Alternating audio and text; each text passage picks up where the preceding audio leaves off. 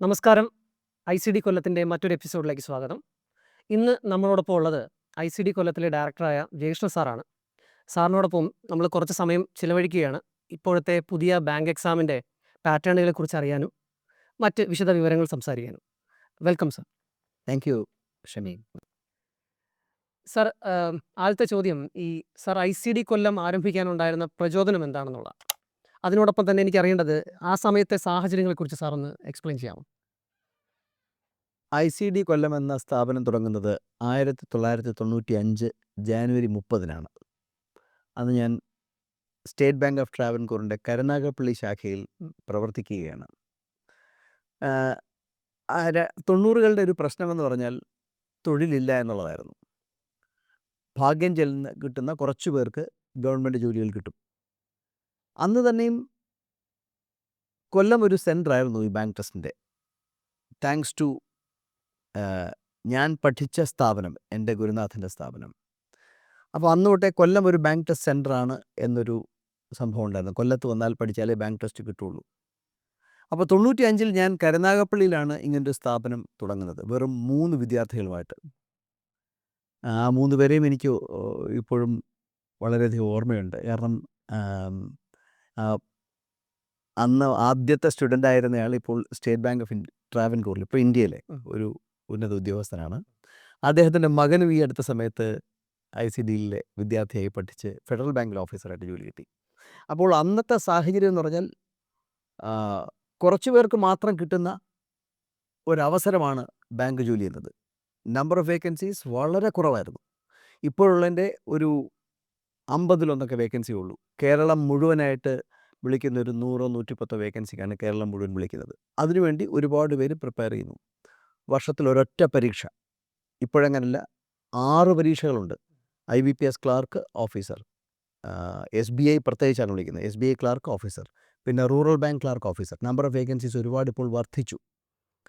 അപ്പോൾ അന്നത്തെ സാഹചര്യത്തിൽ ഒരു മിഡിൽ ക്ലാസ് ഫാമിലിയുടെ ആസ്പിറേഷൻ എന്ന് പറയുന്നൊരു ജോലി കിട്ടുക എന്നുള്ളതാണ്. ആ കുട്ടികൾ വന്ന് പഠിക്കുന്നു. 2-ാം കൊല്ലമൊക്കെ ആയപ്പോൾ കേരളത്തിൽ ഏതാണ്ട് ഒരു 70% റിസൾട്ടും നമ്മുടെ സ്ഥാപനത്തിൽ വന്നു തുടങ്ങി. ഇപ്പോൾ ഐ.സി.ഡി കൊല്ലം തുടങ്ങിയിട്ട് ഏകദേശം 31 വർഷങ്ങൾ കഴിഞ്ഞു. ആക്ച്വലി 31ാമത്തെ വർഷം റണ്ണിങ് ആണ്. അപ്പോൾ ഈ SSC ബാങ്ക് എക്സാമിന് വന്ന മാറ്റങ്ങളെക്കുറിച്ച് സാറിന് എന്താ തോന്നിയിട്ടുള്ളത്? To be very honest, cosmetic ചേഞ്ചസേ വന്നിട്ടുള്ളൂ. വ്യാപകമായ മാറ്റങ്ങൾ വന്നിട്ടുണ്ടോ എന്ന് ചോദിച്ചാൽ വന്നിട്ടില്ല. ടോപ്പിക്കുകൾ മാറ്റം വന്നിട്ടില്ല. General awareness, English language, mathematics, reasoning. ഞാൻ 91-ലെ State Bank of India probation officer പരീക്ഷ പാസ്സാകുമ്പോഴും 92-ൽ SBTയിൽ പരീക്ഷ പാസ്സാകുമ്പോഴും അന്ന് തന്നെ ഇൻകം ടാക്സ് ഇൻസ്പെക്ടേഴ്സ് എക്സാമിനേഷൻ, ഇങ്ങനെ കുറച്ചധികം എക്സാമിനേഷൻ ഞാൻ പാസ്സായി. ആ സമയത്തൊക്കെയുള്ള പാറ്റേണിൽ, സബ്ജക്റ്റിലൊന്നും വ്യത്യാസം വന്നിട്ടില്ല. പക്ഷേ ചോദ്യങ്ങൾ ചോദിക്കുന്ന രീതിയിൽ വ്യത്യാസം വന്നിട്ടുണ്ട്. ബട്ട് ഫണ്ടമെൻ്റലി വലിയ വ്യത്യാസം വന്നിട്ടില്ല എന്ന് മാത്രമേ പറയുള്ളൂ. ഒരു കാര്യം എനിക്ക് പറയാവുന്നത്, ഒന്ന്, അന്ന് SSLC first class, pre degree, അന്നത്തെ പ്രീ ഡിഗ്രി, ഇന്നത്തെ +2 സെക്കൻഡ് ക്ലാസ്, അല്ലെങ്കിൽ ഡിഗ്രി, ഇങ്ങനെയായിരുന്നു പരീക്ഷയുടെ എലിജിബിലിറ്റി. ഇപ്പോൾ ഡിഗ്രി വേണം. പക്ഷേ ഡിഗ്രിക്ക് പെർസെൻറ്റേജ് പ്രശ്നമല്ല, 1. 2, ഇംഗ്ലീഷ് എന്ന് പറയുന്നത് ക്വാളിഫൈ ചെയ്താൽ മതിയായിരുന്നു. ഇംഗ്ലീഷ് എന്ന ടോപ്പിക് പരീക്ഷ ക്വാളിഫൈ ചെയ്ത് മിനിമം ഒരു ക്വാളിഫിക്കേഷൻ മതി. ഇപ്പോൾ അങ്ങനല്ല, ഇംഗ്ലീഷിൻ്റെ പരീക്ഷയും കൂടെ നമ്മുടെ റാങ്ക് ലിസ്റ്റിൽ റെക്കൺ ചെയ്യും. അത് വ്യാപകമായ വന്നൊരു വ്യത്യാസമാണ്. ബട്ട് ഫണ്ടമെൻ്റലി എക്സാം മാറിയിട്ടില്ല. ചോദിക്കുന്ന രീതിയിൽ വ്യത്യാസം വന്നിട്ടുണ്ട്. ലെവൽ ഓഫ് ക്വസ്റ്റ്യൻസ് കുറച്ചുകൂടെ ടഫറായി എന്ന് നമുക്ക് പറയേണ്ടി വരും. ഓക്കെ, അടുത്തത് നമ്മുടെ വിദ്യാർത്ഥികൾക്ക് പ്രധാനമായിട്ടും എപ്പോഴും വരുന്നൊരു സംശയമാണ്. ഈ പറയുന്ന എക്സാമുകളിലേക്ക് നമ്മൾ എഴുതി എത്തണമെന്നുണ്ടെങ്കിൽ അവർക്ക് വേണ്ട പ്രധാനപ്പെട്ട ഗുണങ്ങൾ എന്തൊക്കെയായിരിക്കണം എന്നുള്ളതാണ്. 1, ആത്മവിശ്വാസം, എനിക്ക് നേടിയെടുക്കാൻ പറ്റുമെന്ന വിശ്വാസം. 2, പെർസീവറൻസ്, ഇംഗ്ലീഷിൽ ടെനാസിറ്റി എന്നൊക്കെ പറയും. ഒരു കാര്യത്തിൽ പിടിച്ചു നിൽക്കാനുള്ള കഴിവ്. ആഴ്ചയിൽ 3 ദിവസം പഠിച്ചു, 4 ദിവസം പഠിച്ചില്ല, അങ്ങനെയൊന്നുള്ളവർ കിട്ടില്ല. സ്ഥിരോത്സാഹികൾക്കാണ് ഈ പരീക്ഷ കിട്ടുന്നത്. പ്രവർത്തന നൈരന്തര്യമാണ് വിജയത്തിലേക്ക് നമ്മളെ അടുപ്പിക്കുന്നത്. അപ്പോൾ ബാങ്ക് ടെസ്റ്റ് എന്നതാണ് ഞാൻ ലക്ഷ്യമിടുന്നത് എന്ന് ഒരു ഉദ്യോഗാർത്ഥി തീരുമാനിച്ചു കഴിഞ്ഞാൽ, അല്ലെങ്കിൽ മത്സര പരീക്ഷ തീരുമാനിച്ചു കഴിഞ്ഞാൽ, അതിൻ്റെ സിലബസിൽ നിന്നുകൊണ്ട് പരമാവധി പ്രയത്നം ചെലുത്തണം. അത് ചെലുത്തിക്കൊണ്ടേയിരിക്കണം. കിട്ടുന്നത് വരെ പഠിക്കണം. നിങ്ങൾ ഈ സിവിൽ സർവീസിൻ്റെ കാര്യമൊക്കെ എടുത്തു കഴിഞ്ഞാൽ ഇപ്പോഴും സിവിൽ സർവീസ് റാങ്ക് കിട്ടിയ അയാൾ 4 കൊല്ലമായി പഠിക്കുകയാണെന്ന് പറയുന്നു. ഇതിനതൊന്നും വേണ്ട, അത്രയും കൊല്ലമൊന്നും വേണ്ട. ഞാൻ പറഞ്ഞത് 4 കൊല്ലം ഒരാൾ ഒരു പരീക്ഷ എന്ന നിലയ്ക്ക് ഏകാഗ്രതയോടെ പഠിക്കുന്നുവെങ്കിൽ അതിനല്ലേ നമ്മൾ മാർക്ക് കൊടുക്കേണ്ടത്. അപ്പോൾ ജോലി കിട്ടിയാൽ മാത്രമേ ഞാൻ പ്രയത്നം നിർത്തൂ എന്ന് ശഠിച്ചുകൊണ്ട് ചിന്തിച്ചുറപ്പിച്ചുകൊണ്ട് ഇറങ്ങുക. വിജയം ഉറപ്പായിട്ടും വരും. ഇത്രയും വർഷമായി അപ്പോൾ സാർ ഒരുപാട് കുട്ടികളെ കണ്ടിട്ടുണ്ട്. കുട്ടികളിലൂടെ അവർ പഠിക്കുന്ന രീതികൾ കണ്ട് മനസ്സിലാക്കിയിട്ടുണ്ട്. അവർ പ്രധാനമായിട്ടും സാറിൻ്റെ ശ്രദ്ധയിൽപ്പെട്ടുള്ള അവർ ചെയ്യുന്ന പ്രധാനപ്പെട്ട തെറ്റുകൾ എന്തൊക്കെയാണ് കണ്ടിട്ടുള്ളത്? പലരുടെയും പ്രശ്നം നമ്മളുടെ സ്ഥാപനമാകട്ടെ ഒക്കെ വരുമ്പോൾ നമ്മളുടെ ഈ റിസൾട്ട് 14,500 പരം ആൾക്കാർക്ക് ജോലി കിട്ടി, ഇവരുടെയൊക്കെ സക്സസ് വീഡിയോസൊക്കെ നമ്മൾ ഇടുന്നുണ്ട്. അപ്പോൾ ഇവിടെ വന്നൊരു സീറ്റ് കരസ്ഥമാക്കിയാൽ ഉടനെ ജോലിയായി എന്നൊരു തെറ്റിദ്ധാരണ പലർക്കും ഉണ്ട്. അങ്ങനെയൊന്നും കിട്ടില്ല. ഞങ്ങൾ പറഞ്ഞു തരുന്ന വഴി കൃത്യമായി പാലിക്കണം. അതിൽ ഒരു പ്രവർത്തന നൈരന്തര്യം ഉണ്ടാകണം, ആത്മവിശ്വാസം ഉണ്ടാകണം, പ്രസ്ഥാനത്തിൽ വിശ്വാസം ഉണ്ടാകണം. നമ്മളിവിടെ ചെയ്യുന്ന എന്താണ്, നമ്മൾ ധാരാളം എല്ലാ വെറൈറ്റി ഓഫ് ക്വസ്റ്റ്യൻസും കൊടുക്കുന്നു. പരീക്ഷയ്ക്ക് കുട്ടികൾക്ക് സർപ്രൈസ് ഉണ്ടാകില്ല എന്ന കാര്യമാണ് നമ്മൾ ഉറപ്പ് വരുന്നത്. നല്ലതുപോലെ ടീച്ചിങ് അവേഴ്സ് കൊടുക്കുന്നു. പിന്നെ ലാബുണ്ട്, ലൈബ്രറി ഉണ്ട്. ഇതിലെല്ലാം പരമാവധി ഇരിക്കാൻ അവരെ പ്രേരിപ്പിക്കുന്നു. 6 മാസം കഴിയുമ്പോൾ കോഴ്സ് കഴിഞ്ഞു പൊയ്ക്കോളൂ എന്ന് പറഞ്ഞവരെ വിടുന്നില്ല. അവരെ ജോലി കിട്ടുന്നതുവരെ അവരെ പ്രേരിപ്പിക്കുന്നു പഠിക്കാൻ. പിന്നെ ഒറ്റ കാര്യം, അറ്റൻഡൻസിൽ നമ്മൾ ഒരു വിട്ടുവീഴ്ചയുമില്ല. അങ്ങനെ അറ്റൻഡൻസിൽ വിട്ടുവീഴ്ച വേണമെന്നുള്ളൊരു ICDയിൽ വന്നിട്ട് കാര്യവുമില്ല. ഈ ചില കാര്യങ്ങളിൽ മാത്രം നിബന്ധനകളുണ്ട് എങ്കിൽ ഇങ്ങനെ പഠിക്കുന്ന വിദ്യാർത്ഥികൾ നിരാശപ്പെട്ടതായിട്ട് എൻ്റെ അറിവിലില്ല. സാർ അതേപോലെ തന്നെ ഈ ഗ്രാമപ്രദേശങ്ങളിൽ നിന്ന് വരുന്ന കുട്ടികളുണ്ട്. അപ്പോൾ അവർക്കും ഇതിനെക്കുറിച്ച് എന്തെങ്കിലും ആശങ്കയുണ്ടാവും. അത് എങ്ങനെയാണ് പ്രിപ്പയർ ചെയ്യണമെന്ന്. അവർക്ക് വേണ്ടിയിട്ട് പ്രത്യേകിച്ച് സാറിന് എന്തെങ്കിലും ഒരു നിർദ്ദേശം? ഇതൊരു 30 കൊല്ലങ്ങൾക്ക് മുമ്പേ ചോദിക്കേണ്ട ചോദ്യമാണ്. കാരണം ഇപ്പോൾ കേരളത്തിൽ ഗ്രാമ നഗര വ്യത്യാസങ്ങളൊന്നുമില്ല. എല്ലാ ഗ്രാമത്തിലും 1-ാം നമ്പർ സ്കൂളുകളും കോളേജിലും ഒക്കെ തന്നെ ഉണ്ട്. ആ ഒരു വ്യത്യാസമില്ല. എന്നാൽ ഞങ്ങളൊക്കെ പഠിച്ചിരുന്ന സമയത്ത് ഈ ഒരു ചോദ്യത്തിന് ഒരു പക്ഷേ ഒരല്പം പ്രസക്തി ഉണ്ടായിരുന്നിരിക്കാം.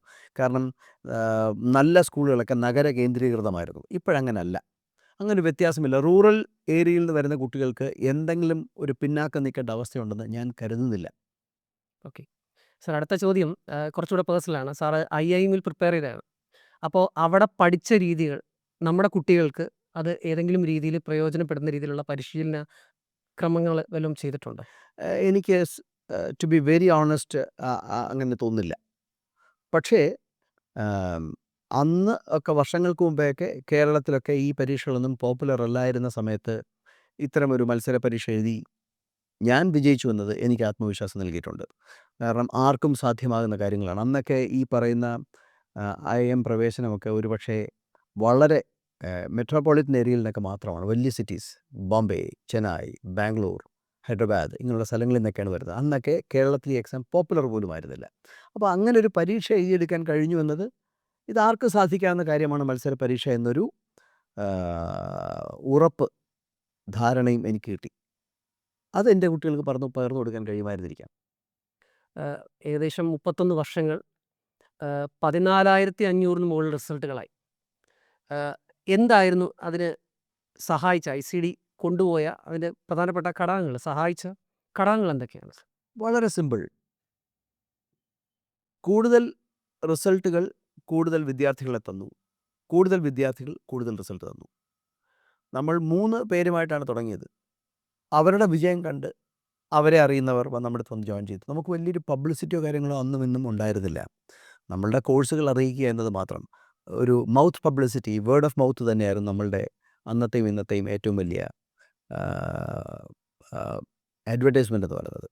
അപ്പോൾ കൂടുതൽ സ്റ്റുഡൻസ് ബേസ് ഉണ്ടായപ്പോൾ കൂടുതൽ റിസൾട്ട് വന്നു. കൂടുതൽ റിസൾട്ട് വീണ്ടും കൂടുതൽ സ്റ്റുഡൻസ് ബേസ് ഉണ്ടാക്കി. അങ്ങനെ ഞാൻ പറയുന്നുള്ളൂ. ഓക്കെ, ഇത്രയും വർഷമായിട്ട് സാറ് ഓൾറെഡി പറഞ്ഞു 14,500ഓളം കുട്ടികളെ പരിശീലിപ്പിച്ചു. അതിൽ സാറിന് ഓർത്തു വെക്കാൻ പറ്റുന്ന അല്ലെങ്കിൽ സാറിന് നല്ല വിദ്യാർത്ഥികൾ, അതായത് സാറിൻ്റെ ലിസ്റ്റിലുള്ള ഏറ്റവും നല്ല ഒരുപാടുണ്ട്. എനിക്ക് പേരെടുത്ത് പറയാൻ പറ്റില്ല. കാരണം ഒന്ന്, എൻ്റെ വിദ്യാർത്ഥികളെല്ലാം എനിക്ക് വളരെ പ്രിയരായിരുന്നു. അപ്പോൾ ഒരാളുടെയും പേരെടുത്ത് പറയാൻ എനിക്ക് പറ്റുന്നില്ല. എങ്കിൽ കൂടെ ചിലരൊക്കെ ICDയിൽ വന്നതുകൊണ്ട് മാത്രം വിജയിച്ചതായിട്ട് എനിക്ക് തോന്നിയിട്ടുണ്ട്. കാരണം അവരുടെ അക്കാഡമിക് റെക്കോർഡ്സ് ഒന്നും അത്രയ്ക്ക് ബ്രില്യൻ്റ് ആയിരുന്നില്ല, നല്ലതായിരുന്നില്ല. പക്ഷേ ഇവിടെ വന്നപ്പോൾ നമ്മളുടെ സിസ്റ്റം അവർക്ക് ഇഷ്ടപ്പെടുകയും നമ്മളെ ഇഷ്ടപ്പെടുകയും നമ്മൾ അവർക്ക് വേണ്ടിയാണ് നിൽക്കുന്നതെന്നൊരു തോന്നലുണ്ടാകുകയും ചെയ്ത് അതുകൊണ്ട് മാത്രം മാറിയ ചിലരുണ്ട്. ചിലരൊക്കെയുണ്ട് 3ഉം 4ഉം കൊല്ലം പഠിച്ച ആൾക്കാർ.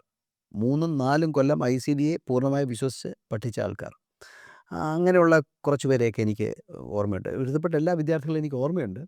എങ്കിൽ കൂടെ ഒരാളുടെ പേരെടുത്ത് ഞാൻ പറയുന്നില്ല.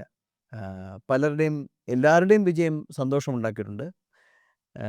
ചിലരുടെയൊക്കെ വിജയം എന്നെ വളരെയേറെ സന്തോഷിപ്പിച്ചിട്ടുണ്ട് എന്ന് പറയുന്നതായിരിക്കും ശരി. കുട്ടികൾക്ക് നമുക്ക് കൊടുക്കാവുന്ന ഒരു അതായത് ദിവസേന പ്രിപ്പയർ ചെയ്യുന്ന കുട്ടികൾക്ക് കൊടുക്കാവുന്ന പഠനക്രമം എങ്ങനെ ആയിരിക്കണം എന്നുള്ളതാണ് സാറിൻ്റെ അഭിപ്രായം? തീർച്ചയായിട്ടും നമ്മളിവിടെ വരുന്ന കുട്ടികൾക്കൊരു സോ കോൾഡ് അവരുടെ ടൈം ടേബിൾ എങ്ങനെയായിരിക്കണം നമ്മൾ പറഞ്ഞു കൊടുക്കാറുണ്ടല്ലോ. നമ്മൾ ആദ്യത്തെ കുറച്ച് ദിവസം അവരെ അവർ മറ്റ് സ്ഥാപനങ്ങൾ പഠിച്ചിട്ട് വന്നവരാണെങ്കിൽ കൂടെ നമ്മളുടെ രീതിയിൽ തന്നെയാണ് പോകുന്നത്. അവരെ നമ്മളുടെ സിസ്റ്റത്തിലൂടെ കടത്തിവിടുക, നമ്മൾ പഠിപ്പിക്കുന്ന രീതി അതിലൂടെ കടത്തിവിടുക. അങ്ങനെ ഒരു ഫസ്റ്റ് 20-21 ഡേയ്സ് നമുക്ക് വളരെ ബേസ് ലെവലിലാണ് നമ്മൾ പഠിപ്പിക്കുന്നത്. കണക്കൊക്കെ പഠിച്ചവരാവട്ടെ, കണക്കിൽ മാസ്റ്റർ ക്ലാസ് ആയവരാവട്ടെ, വളരെ ബേസ് ആയിട്ടാണ് പഠിപ്പിക്കുന്നത്. ഇംഗ്ലീഷും അതുപോലെ തന്നെ അവർക്ക് എത്ര അറിയാം, എത്ര പണ്ഡിറ്റാണെങ്കിലും അവരെ നമ്മൾ ഫണ്ടമെൻ്റലി ഇംഗ്ലീഷ് ഗ്രാമറും കാര്യങ്ങളെല്ലാം പഠിപ്പിക്കുന്നു. അങ്ങനെ പഠിപ്പിച്ചിട്ട് തന്നെയാണ് അവരെ പിന്നീടൊരു മിസലേനിയസ് ലെവൽ കൊണ്ടുപോകുന്നത്. As days pass by the toughness level of questions will increase. അപ്പോൾ ആ ടഫ്നെസ് ലെവലിലേക്കുള്ള ക്വസ്റ്റ്യൻ വരുമ്പോൾ ഇവർക്ക് ഒരിക്കലും ഒരു അന്ധാളിപ്പ് തോന്നുന്നില്ല. അത് നമ്മൾ സിസ്റ്റമാറ്റിക് ആയിട്ട് പഠിപ്പിച്ചത് കൊണ്ട് തന്നെയാണ്. പിന്നെ അവരുടെ അടുത്ത് എപ്പോഴും പറഞ്ഞത് spend as much time as possible. പരമാവധി സമയം സ്പെൻഡ് ചെയ്യുക. ഈ നിങ്ങളുടെ ജീവിതത്തിലെ ഏറ്റവും പ്രധാനപ്പെട്ട സമയമാണ് നിങ്ങൾ ഈ പരീക്ഷയ്ക്ക് സ്പെൻഡ് ചെയ്യുന്നത്. അപ്പോൾ ഈ സമയം നമുക്കൊരിക്കലും തിരിച്ചു വരില്ല. അതുകൊണ്ട് പഠിക്കാൻ തീരുമാനമെടുത്ത് പഠിച്ചു തുടങ്ങിയാൽ ഇതും കൊണ്ടേ പോകുള്ളൂ എന്ന് വിചാരിച്ച് പഠിക്കുക. സോഷ്യൽ മീഡിയ അതിപ്രസരമൊക്കെ ഉള്ള കാലമാണ്. അതൊക്കെ മിനിമൈസ് ചെയ്യുക. നമ്മളുടെ മറ്റ് താല്പര്യങ്ങൾ അല്പം ഒന്ന് മാറ്റിവെക്കുക. കുതിരകളെ മത്സരങ്ങളിൽ പായിക്കുന്നത് അവരുടെ 2 കണ്ണുകളും മറച്ചുകൊണ്ടാണ്. കാരണം അവരെപ്പോഴും ലക്ഷ്യം മാത്രമേ കാണാവുള്ളൂ. അങ്ങനെ ലക്ഷ്യം മാത്രം മുന്നിൽ കണ്ടുകൊണ്ട് പായുന്ന കുതിരകളായി. എനിക്കിതിനകത്ത് വലിയ അക്കാഡമിക് ബ്രില്യൻസ് ഒന്നും ഈ പരീക്ഷയുടെ വിജയമായിട്ട് തോന്നില്ല. ഞാൻ അക്കാഡമിക്കലി മോശമായി, എനിക്ക് 3-4 സപ്ലിമെൻ്ററി പേപ്പർ ഉണ്ടായിരുന്നു, അപ്പോൾ എനിക്കിത് പറ്റുമോ, അങ്ങനെയൊന്നും എനിക്ക് തോന്നിയിട്ടില്ല. ഞാൻ ധാരാളം പേരെ 2, 3, 4 അതിനേക്കാൾ കൂടുതലൊക്കെ സപ്ലിമെൻ്ററി പേപ്പറൊക്കെ എഞ്ചിനീയറിങ്ങിനൊക്കെ ഉള്ള പലരും വന്ന് പഠിച്ചു. അവർക്ക് ആ സമയത്ത് പഠിക്കാൻ തോന്നിയില്ല. പിന്നീട് അവരുടെ ജീവിത വീക്ഷണം മാറി. എനിക്ക് മാറണമെന്ന് തോന്നി, ഞാൻ പഠിക്കുന്നു എന്ന് പറഞ്ഞ് പഠിച്ചു വിജയിച്ച ഒരുപാട് പേരെ എനിക്കറിയാം. അപ്പോൾ ഇതിനൊരു അക്കാഡമിക് ബ്രില്യൻസിൻ്റെ ഒന്നും ആവശ്യമില്ല. ഇതൊരു സ്കിൽ ഡെവലപ്മെൻറ്റ് മാത്രമാണ്, നോളജ് ഡെവലപ്മെൻ്റ് അല്ല. അപ്പോൾ ആർക്കും വിജയിച്ചെടുക്കാവുന്നൊരു പരീക്ഷയുള്ളൂ. പക്ഷേ സ്ഥിരോത്സാഹം വേണം. ഓക്കെ. അതുപോലെ മറ്റൊരു ചോദ്യം വരുന്നത് ഈ ഇവിടെ വന്ന് പഠിക്കുന്ന കുട്ടികളെക്കുറിച്ചാണ് നമ്മൾ കൂടുതലും സംസാരിക്കാറ്. അപ്പം ഈ ഓൺലൈൻ കോഴ്സ് എടുക്കുന്നവരുണ്ട്. തീർച്ചയായിട്ടും ICD കൊല്ലം ഓൺലൈൻ എന്ന് പറയുന്ന ഒരു ആപ്ലിക്കേഷൻ ഉണ്ട്. അപ്പോൾ അതിലൂടെ ഓൺലൈൻ ക്ലാസ്സിൽ പങ്കെടുക്കുന്ന കുട്ടികൾ ഒരുപാട് പേരുണ്ട്. അതിൽ ലൈവ് സെഷൻസ് വരുന്നുണ്ട്, മറ്റു കാര്യങ്ങളും വരുന്നുണ്ട്, റെക്കോർഡഡ് ക്ലാസ്സും വരുന്നുണ്ട്. അങ്ങനെ പഠിക്കുന്ന വിദ്യാർത്ഥികൾക്ക്, അതായത് ഓൺലൈൻ വഴി മാത്രമേ ഇപ്പോഴത്തെ സാഹചര്യത്തിൽ പഠിക്കാൻ പറ്റുള്ളൂ എങ്കിൽ അവരെങ്ങനെ പഠിക്കണം എന്നുള്ളത്? നമ്മൾ പലപ്പോഴും ഈ ഓൺലൈൻ്റെയും ഓഫ്ലൈൻ്റെയും ഗ്യാപ്പ് കുറയ്ക്കാൻ നമ്മൾ ശ്രമിക്കാറുണ്ട്. ഇവിടെ ഓഫ്ലൈനിൽ പഠിക്കാൻ വരുന്നവർക്ക് നമ്മളുടെ ഓൺലൈൻ പ്ലാറ്റ്ഫോം നമ്മൾ ഫ്രീ ആയി കൊടുക്കുകയാണ്. പക്ഷേ പലർക്കും ഇത്രയും ദൂരെയൊക്കെ ഉള്ളവർക്ക് വന്ന് പഠിക്കാൻ ബുദ്ധിമുട്ടുണ്ടെങ്കിൽ അവർക്ക് ഇവിടെ ഹോസ്റ്റൽ ഫെസിലിറ്റീസും കാര്യങ്ങളും എല്ലാം ഉണ്ട്. എങ്കിൽ കൂടെ പല കാരണം കൊണ്ട് ചിലപ്പോൾ ജോലി ചെയ്യുന്നവരായിരിക്കാം, ചിലപ്പോൾ മറ്റ് കോഴ്സുകൾ ചെയ്യുന്നവരായിരിക്കാം. അങ്ങനെയുള്ളവർക്ക് നമ്മൾ നല്ല 1-ാം നമ്പർ ഒരു പ്ലാറ്റ്ഫോം നമ്മൾ ഒരുക്കിയിട്ടുണ്ട്. ഈ പ്ലാറ്റ്ഫോമിൻ്റെ ബാക്ക് ബോൺ എന്ന് പറയുന്നത് റെക്കോർഡഡ് ക്ലാസ്സസ് ആണ്. അത് വളരെ സിസ്റ്റമാറ്റിക് ആയിട്ടാണ് ഡേ 1, ഡേ 2, ഡേ 3, ഡേ 4 എന്ന് പറഞ്ഞ് ഡേ 100 വരെ. അപ്പോൾ ഇന്ന് എന്ത് പഠിക്കണം, നാളെ എന്ത് പഠിക്കണം എന്നൊരു ഡൗട്ട് കുട്ടികൾക്ക് ഉണ്ടാകാത്ത രീതിയിലാണ് നമ്മൾ ചെയ്തേക്കുന്നത്. ആദ്യമൊക്കെ വളരെ സിസ്റ്റമാറ്റിക്, അതിൻ്റെ പ്രിലിംസിൻ്റെയും മെയിൻസിൻ്റെയും ക്വസ്റ്റ്യൻസ് എല്ലാം നമ്മൾ കവർ ചെയ്യുന്നു. ക്ലർക്ക് പ്രിലിംസ്, ക്ലർക്ക് മെയിൻസ് എല്ലാം കവർ ചെയ്യുന്നു. ഈ ചോദ്യങ്ങളൊക്കെ അവർക്ക് 24 hours പഠിക്കാം. എത്ര തവണ വേണം റിവ്യൂ ചെയ്യാം. ഇതൊന്നും യാതൊരു ലിമിറ്റേഷനുമില്ല. മോക്ക് എക്സാംസ് ധാരാളമുണ്ട്. അതൊക്കെ ചെയ്താൽ ഉടനെ ആൻസർ സബ്മിറ്റ് ചെയ്താൽ ഉടനെ അവരുടെ മാർക്കും റിസൾട്ടും റാങ്കും ഒക്കെ വരുന്നു. അപ്പോൾ ഇത് ഒരു നല്ലൊരു എക്സ്പീരിയൻസ് തന്നെയാണ്. ഇതിനോടൊപ്പം നമ്മൾ ലൈവ് ക്ലാസ്സുകൾ കൊടുക്കുന്നുണ്ട്. അതും തന്നെ നമ്മൾ ഓരോ വർഷവും ഇമ്പ്രൂവ് ചെയ്യാറുണ്ട്. ഇപ്പോൾ നമ്മൾ ലൈവ് ക്ലാസ് ഇൻറ്ററാക്റ്റീവ് ആക്കി. ഇതിനു മുമ്പേ കഴിഞ്ഞ വർഷം വരെ നമ്മുടെ ലൈവ് ക്ലാസ് വിദ്യാർത്ഥികൾക്ക് നമ്മളെയും കാണാം, ബോർഡും കാണാം, പക്ഷേ നമുക്ക് അവിടെ കാണാൻ പറ്റില്ലായിരുന്നു. ഇപ്പോൾ അത് മാറ്റി നമ്മൾ ഇൻറ്ററാക്റ്റീവ് ആക്കിയിട്ടുണ്ട്. അപ്പോൾ തീർച്ചയായിട്ടും എൻഗേജിങ് തന്നെയാണ്. പക്ഷേ ഏക ആശങ്ക, ഈ ആപ്ലിക്കേഷൻ വാങ്ങിച്ചിട്ട് ഉപയോഗിക്കാതിരുന്നാൽ നമുക്കൊന്നും ചെയ്യാൻ കഴിയില്ല. പക്ഷേ ഉപയോഗിക്കാൻ താല്പര്യമുള്ള ഒരാൾക്ക് ICDയുടെ ICD കൊല്ലം ഓൺലൈൻ ആപ്പ് മത്സര പരീക്ഷാ പഠനത്തിന് നന്നായി സഹായം ചെയ്യുമെന്നാണ് ഞാൻ ആത്മാർത്ഥമായി വിശ്വസിക്കുന്നത്. ഈ പറയുന്ന 2 പ്ലാറ്റ്ഫോമിലും അവൈലബിൾ അല്ലേ സർ? പ്ലേ സ്റ്റോറിലും അത് ഗൂഗിൾ പ്ലേ സ്റ്റോറിലും അവൈലബിൾ ആണ്, ആപ്പിൾ സ്റ്റോറിലും അവൈലബിൾ ആണ്. ഓക്കെ. സാറേ, അടുത്ത പ്രശ്നം എന്ന് വെച്ച് കഴിഞ്ഞാൽ കുട്ടികൾക്കുണ്ടാകുന്ന ഈ ആത്മവിശ്വാസക്കുറവ്, ഭയം, ഇങ്ങനെയുള്ള കാര്യങ്ങളാണ്. അങ്ങനെയുള്ള കുട്ടികൾക്ക് ഇതെങ്ങനെ മറികടക്കാം എന്നുള്ളത് ഒന്നുകൂടെ സാറിന് പറഞ്ഞു കൊടുത്തിട്ടുണ്ട്. നമ്മൾ ട്രെയിനിങ് കൊണ്ടാണ് നമുക്ക് ഈ ആത്മവിശ്വാസത്തെ ഇതൊരു ഒരാളുടെ അടുത്ത് 10 മിനിറ്റ് സംസാരിച്ചാലോ ഒരു മെൻറ്റർഷിപ്പിലൂടെ ഒന്നും തീരുന്ന കാര്യമല്ല. നമ്മൾക്ക് നമ്മുടെ ആയുധപ്പുരയിൽ ധാരാളം ആയുധമുണ്ടെങ്കിൽ നമ്മളുടെ ആത്മവിശ്വാസം വർദ്ധിക്കും. എന്നാൽ നമ്മളുടെ ആയുധപ്പുരയിൽ ആയുധങ്ങളില്ല എങ്കിൽ നമ്മൾ ആശങ്കാകുലരാകും. അപ്പോൾ മത്സര പരീക്ഷയുടെ ആയുധപ്പുര എന്ന് പറയുന്നത് പരിശീലനത്തിൻ്റെ ഒരു പടിപ്പുരയായിരിക്കണം. നിരന്തരമായി പ്രയത്നിക്കുന്ന ഒരാൾക്ക് ആത്മവിശ്വാസം ഡേ ബൈ ഡേ ഉയരും. ഞാൻ നേരത്തെ പലതവണ സൂചിപ്പിച്ചു, അക്കാഡമിക്കലി ഒട്ടും ബ്രില്യൻ്റ് അല്ലാത്ത, ഞാനൊരു നല്ല പഠിതാവല്ല എന്ന് ചിന്തിക്കുന്ന പലരും പോലും ധാരാളം ആൾക്കാർ നമ്മുടെ കൺമുമ്പിലൂടെ വിജയം നേടിപ്പോയത് നമുക്കറിയാം. എക്സ് സർവീസുകാർ, അവരൊക്കെ ഒരു 10ഉം 15ഉം 20ഉം കൊല്ലം പഠനമെന്നൊരു കാര്യം മാറ്റിവെച്ച് ജോലിയിൽ വ്യാപൃതരായിട്ട് ഇവിടെ വരുമ്പോൾ അവർക്ക് ആശങ്കയുണ്ട്, ഇനി ഞങ്ങൾക്ക് കുട്ടികളുടെ പഠിക്കാൻ പറ്റുമോ? അവരിൽ തന്നെ എത്ര പേരാണ് ഈ വർഷം പോലും വിജയം നേടുന്നത്? 100 കണക്കിന് കുട്ടികളിൽ ഓരോ വർഷവും ജോലി കിട്ടി പോകുന്നത്. അപ്പോൾ സ്വാഭാവികമായിട്ട് അത് അങ്ങനെ ഒരു ആശങ്ക വേണ്ട. നിങ്ങൾ പ്രവർത്തിക്കാൻ സന്നദ്ധതയുണ്ടെങ്കിൽ, ഇനി ഒരു കാര്യം, എൻ്റെ കണക്ക് മോശമാണ് എന്നൊരു തിരിച്ചറിവുണ്ടാവും, നല്ലതല്ലേ? ആ തിരിച്ചറിവിൽ നിന്നാണ് നമ്മൾ നന്നായി പ്രയത്നിച്ച് വരേണ്ടത്. അപ്പോൾ തീർച്ചയായിട്ടും നമുക്ക് അങ്ങനെ ഒരു ഭയപ്പാടിൻ്റെ ആവശ്യമില്ല എന്നാണ് എനിക്ക് തോന്നുന്നത്. മറ്റൊരു ചോദ്യം എന്ന് പറഞ്ഞാൽ മത്സര പരീക്ഷയിൽ ഇംഗ്ലീഷ് ഭാഷയുടെ പ്രാധാന്യത്തെക്കുറിച്ചാണ്. അത് പൊതുവേ എല്ലാ കുട്ടികൾക്കും ഉണ്ടാകുന്നൊരു സംശയമാണ്. അതിനെക്കുറിച്ച് സാറിന് എന്താ പറയുക? ഞാൻ ആദ്യം തന്നെ സൂചിപ്പിച്ചു, ഈ പരീക്ഷയിൽ വന്ന മാറ്റം എന്താണെന്ന് ഷമീം ചോദിച്ചപ്പോൾ ഞാൻ പറഞ്ഞു, ഞങ്ങളൊക്കെ പഠിക്കുന്ന സമയത്ത് ഒരു 15 കൊല്ലം 12 കൊല്ലം മുമ്പ് വരെയൊക്കെ ഇംഗ്ലീഷിന് നമ്മൾ വിജയിച്ചാൽ മതി, ഒരു ക്വാളിഫിക്കേഷൻ മതി. ഇപ്പോഴങ്ങനെ ഇംഗ്ലീഷ് പരീക്ഷയുടെ മാർക്ക് റെക്കൺ ചെയ്യും, റാങ്ക് ലിസ്റ്റ് മേക്കിങ്ങിൽ റെക്കൺ ചെയ്യും. അപ്പോൾ സ്വാഭാവികമായിട്ടും ഇംഗ്ലീഷിൻ്റെ പ്രാധാന്യം കൂടിയെന്ന് വേണം പറയാൻ. ഇനി ഇവിടെ ഇംഗ്ലീഷ് ഐച്ഛികമായി പഠിച്ചവർ പോലും ഇംഗ്ലീഷ് നന്നായിട്ട് ഉപയോഗിക്കുന്നില്ല എന്നുള്ളത് റിയാലിറ്റിയാണ്. പക്ഷേ മറുവശത്തിൽ ഓർക്കേണ്ട കാര്യം, ഇതൊരു ഇംഗ്ലീഷ് പണ്ഡിതൻ്റെ പരീക്ഷയല്ല. ഒരു സെൻസ് ഓഫ് ലാംഗ്വേജ് ഇംഗ്ലീഷ് ഉണ്ടാക്കണം. അതിന് നമ്മളുടെ പഠന പാഠ്യരീതികൾ വളരെ ഉപകാരപ്രദമാകുന്നു എന്നാണ് കുട്ടികളിൽ നിന്ന് കിട്ടുന്ന ഫീഡ്ബാക്ക്. മാത്രമല്ല റിസൾട്ടും അതാണല്ലോ പ്രൂവ് ചെയ്യുന്നത്. അപ്പോൾ നമ്മൾ വളരെ ഫണ്ടമെൻ്റൽ ഗ്രാമർ ഉൾപ്പെടെ പഠിപ്പിക്കുകയും അതിൻ്റെ നിരന്തരം ചോദ്യപേപ്പറുകൾ കൊടുക്കുകയും, തെറ്റുകൾ, സെൻറ്റൻസ് കറക്ഷനാണ് ഗ്രാമർ മനസ്സിലാക്കാനുള്ള ഏറ്റവും മികച്ച മെത്തേഡ്. ഫിൽ ദ ബ്ലാങ്ക്സ് ആണ് വൊക്കാബുലറി ഡെവലപ്പ് ചെയ്യാനുള്ള മികച്ച രീതി. ഇതോടൊപ്പം അവരെ ജനറൽ അവയർനെസ്സിന് വേണ്ടിയാണെങ്കിൽ കൂടെ പത്രം നന്നായിട്ട് വായിക്കാൻ അവരെ നിരന്തരമായി പ്രേരിപ്പിക്കുന്നു. കുറേയധികം പേരൊക്കെ നന്നായിട്ട് വായിക്കുന്നുമുണ്ട്. അപ്പോൾ അവർക്കൊരു ടോപ്പിക്കൽ അവയർനെസ് ഉണ്ടാകും, അവരുടെ ഇംഗ്ലീഷ് ഭാഷ അവർ കൂടുതൽ പരിചിതമാകും. ഇതൊരു മ്യൂച്വലി കോംപ്ലിമെൻറ്റിംഗ് ആണ്. പത്രം വായിക്കുകയും നിരന്തരമായി ക്വസ്റ്റ്യൻ പേപ്പറൊക്കെ ചെയ്യുമ്പോൾ അവരുടെ ഇംഗ്ലീഷ് സ്കിൽ ഇമ്പ്രൂവ് ചെയ്യും. അവരുടെ ഇംഗ്ലീഷ് സ്കിൽ ഇമ്പ്രൂവ് ചെയ്യുമ്പോൾ അവരുടെ കോംപ്രിഹെൻഷൻ കപ്പാസിറ്റിയും ഇമ്പ്രൂവ് ചെയ്യും. അപ്പോൾ അതിലൊന്നും ആശങ്കപ്പെടേണ്ട കാര്യമില്ല. എൻ്റെ ഇംഗ്ലീഷ് മോശമാണ് എന്ന് പറഞ്ഞ് ഈ പരീക്ഷകളെ ഭയപ്പെടേണ്ട കാര്യമില്ല. അതൊക്കെ നമുക്ക് ഡെവലപ്പ് ചെയ്തെടുക്കാമെന്നുള്ളതാണ് എൻ്റെ വിശ്വാസം. അതുപോലെ മറ്റൊരു ചോദ്യം വരുന്നത്, ഈ ആദ്യ ശ്രമം ചിലപ്പോൾ എല്ലാ വിദ്യാർത്ഥികൾക്കും അത് നേടിയെടുക്കാൻ പറ്റണമെന്നില്ല. അപ്പോൾ ഒരു ശ്രമത്തിൽ പരാജയപ്പെട്ടാൽ അടുത്ത ശ്രമിക്കുന്ന സമയത്ത് എന്തെങ്കിലും രീതിയിലുള്ള നമ്മൾ കൂടുതൽ ശ്രദ്ധ ഇന്ന കാര്യങ്ങൾക്ക് കൊടുക്കണം എന്ന് അത് എനിക്ക് വളരെ ക്ലിപ്തമായൊരു ഉത്തരമുണ്ട്. കാരണം നമ്മളുടെ മുമ്പിൽ വരുന്ന കുട്ടികളെല്ലാം തന്നെ അവർ പരാജയം അറിഞ്ഞിട്ടുള്ളവരല്ല. അവർ SSLCക്ക് പാസ്സായി വിജയിക്കുന്നു, +2ന് വിജയിക്കുന്നു, ഡിഗ്രിക്ക് വിജയിക്കുന്നു. പലരും പരാജയങ്ങൾ അറിഞ്ഞിട്ടില്ല. മത്സര പരീക്ഷയ്ക്ക് ഒരാൾ പരാജയപ്പെടുകയല്ല ചെയ്യുന്നത്. ഇതൊരു മത്സര പരീക്ഷയാണ്. മറ്റുള്ളവരെ തോൽപ്പിച്ചാൽ മാത്രമേ നമുക്ക് ജയിക്കാൻ പറ്റൂ. നമുക്ക് തന്നെ നന്നായിട്ടറിയാം, ഈ വർഷത്തെ പരീക്ഷ കിട്ടാത്ത പലരും കിട്ടിയവരേക്കാൾ മിടുക്കരാണ്.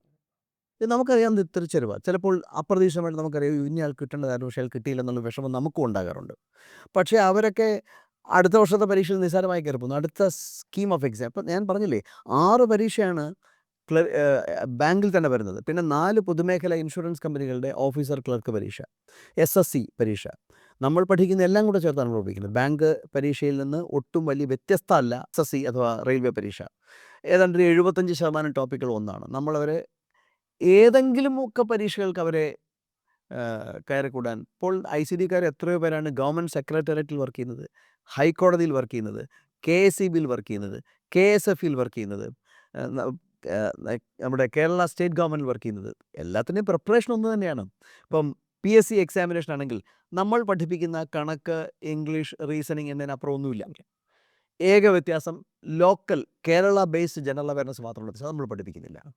അപ്പോൾ ഈ ഒരൊറ്റ പ്രിപ്പറേഷനിൽ കൂടുതൽ നേടിയ എത്ര പേര് നമുക്കറിയാം. അപ്പോൾ അതുകൊണ്ട് മത്സര പരീക്ഷ എന്ന് പറയുന്നത് ധാരാളം ഗവൺമെൻറ്റിൽ അല്ലെങ്കിൽ പൊതുമേഖലയിൽ കയറാനുള്ളൊരു അവസരം തന്നെയാണ്, സംശയം വേണ്ട. സാർ, മറ്റൊരു ചോദ്യം വരുന്നത്, ഇപ്പോഴത്തെ സാഹചര്യത്തിൽ കുട്ടികൾക്ക് പ്രധാനമായിട്ടും ഉണ്ടാകുന്നൊരു സംശയം, ഈ ഗവൺമെൻറ് ജോബ് എത്രത്തോളം നമുക്ക് ട്രസ്റ്റ് ചെയ്ത് മുമ്പോട്ട് പോകാം, അതായത് എത്രത്തോളം ഇതിനകത്ത് വേക്കൻസികൾ ഇനി ഉണ്ടാവും, മുമ്പോട്ടുള്ളത് എങ്ങനെയാണ്, പ്രത്യേകിച്ച് ബാങ്കിലാണ് പ്രധാനമായിട്ടും കുട്ടികൾക്ക് സംശയം വരുന്നത്, അത് എങ്ങനെയാണെന്നുള്ളത്.